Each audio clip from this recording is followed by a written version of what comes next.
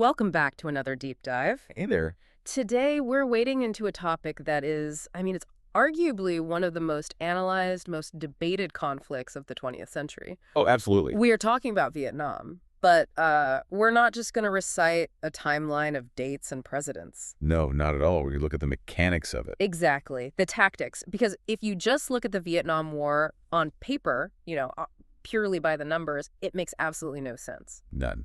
And that's really the hook for today. It's the ultimate David versus Goliath story. It really is. You've got the United States, the world's greatest superpower, fresh off World War II, with, virtually unlimited money, the best technology on the planet. And they're up against a peasant army in a small Southeast Asian country.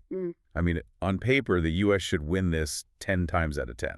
But they didn't. And that's the huge focus for anyone studying this, especially if you're prepping for your IGCSE history exams. Right. The core question you have to answer isn't just what happened, but why the outcome didn't match the statistics.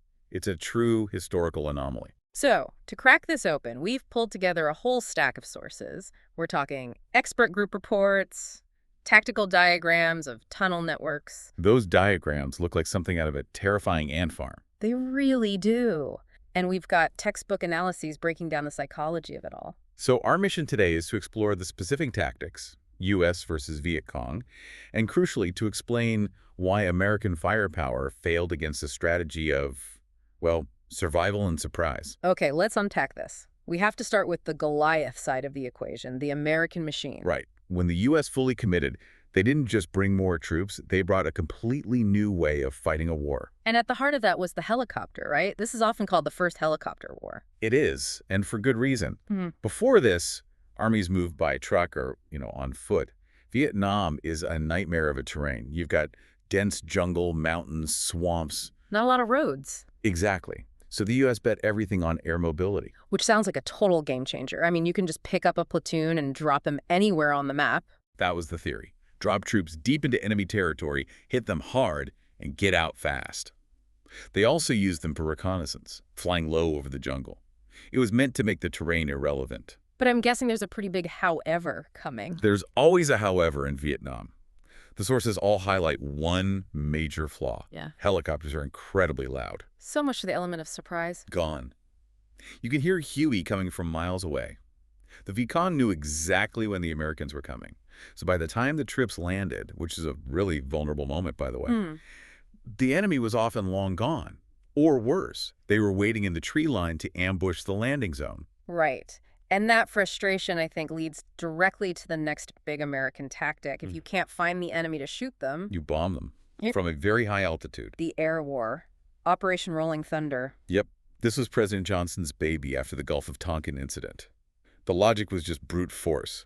He believed they could break North Vietnam's will by just destroying everything. I was reading the stats in our source material, and they're honestly mind-blowing. The scale is something else. The U.S. dropped more bombs on Vietnam, a country roughly the size of New Mexico. Right, tiny in comparison. Than they dropped on all of Germany in the entirety of World War II. Just think about that for a second. The sheer tonnage of explosives. They hit towns, naval bases, airfields, army camps. Johnson thought American power would just shatter them. But it didn't work. And for you learners out there writing essays, this is a key point. Why didn't all those bombs work? Because of the target.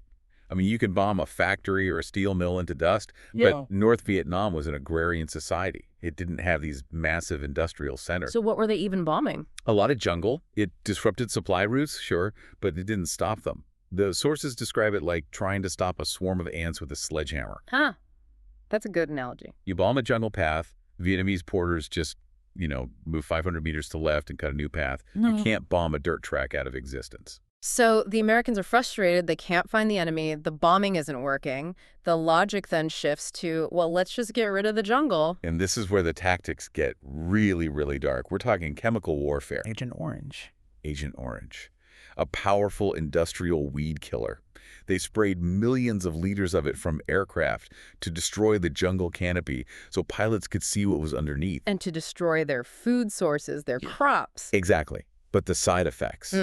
This wasn't just killing trees. No. Agent Orange is incredibly toxic. It caused horrible birth defects that are still affecting people today, and it caused cancer in thousands of U.S. troops, too. Yeah. It It made the U.S. look like monsters. And then there was napalm. We have to talk about that. Yes.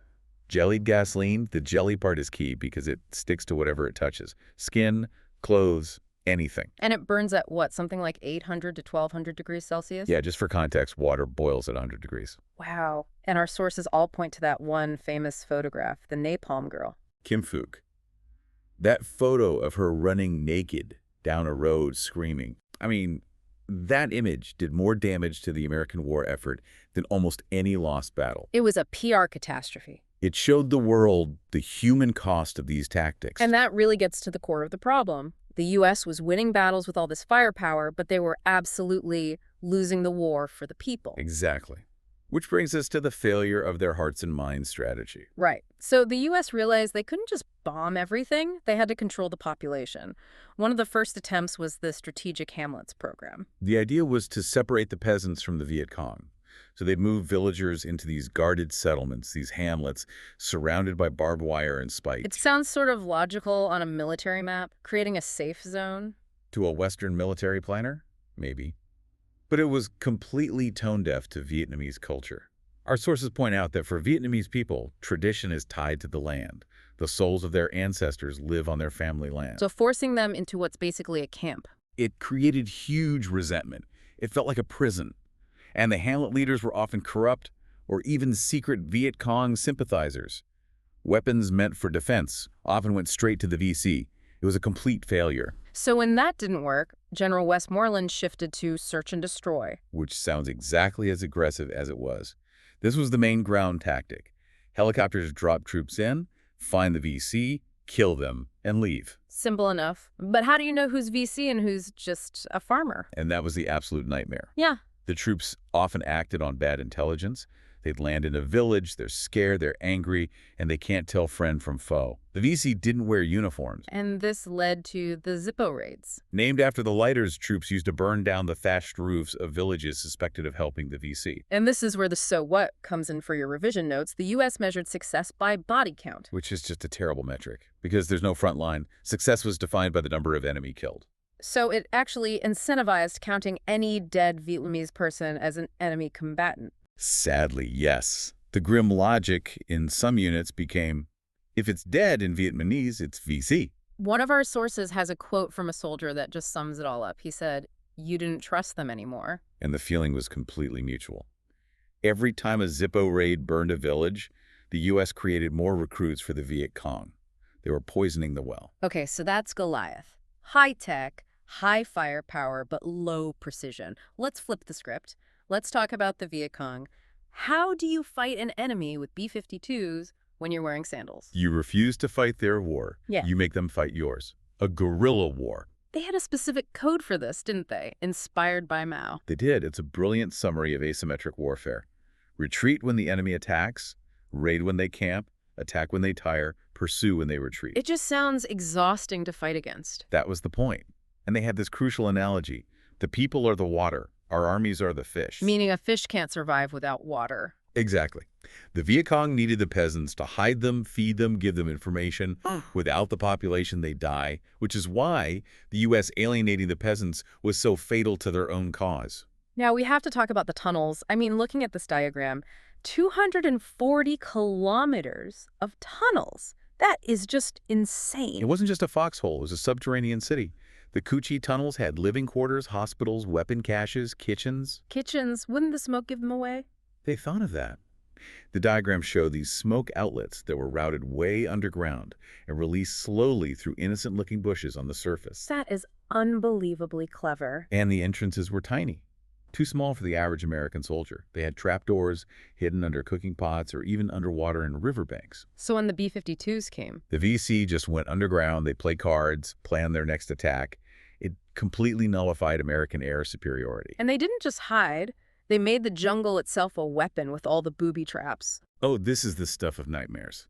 They knew they couldn't win a stand-up gunfight, so they focused on psychological warfare. And the punji spikes are the classic example. Simple, cheap, and brutal.